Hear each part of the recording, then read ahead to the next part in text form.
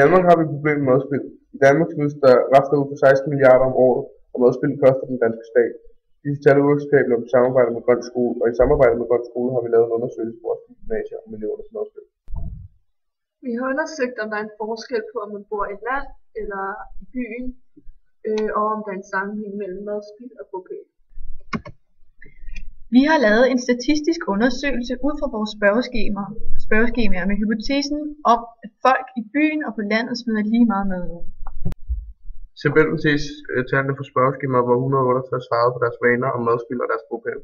Med disse lavede vi en anden test og kom frem til en p-værdi på 85%. Da det kræver en p-værdi på minimum 5% for at hypotesen kan accepteres, er der ingen tvivl om, at hypotesen bør antages som sand. Folk på landet og i byen smider altså lige meget mad ud.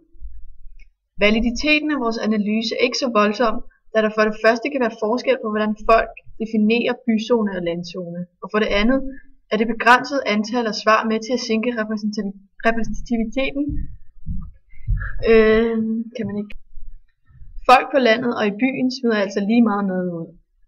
Validiteten af vores analyse er ikke så voldsom, da der for det første kan være forskel på, hvordan folk definerer byzone og landzone, og for det andet er det begrænsede antal af svar med til at sænke repræsentativiteten, da der kun er 160 ud af skolens 1000 elever, der har svaret på skemaet. Altså vi kan derfor ikke lave en generel repræsentativ konklusion.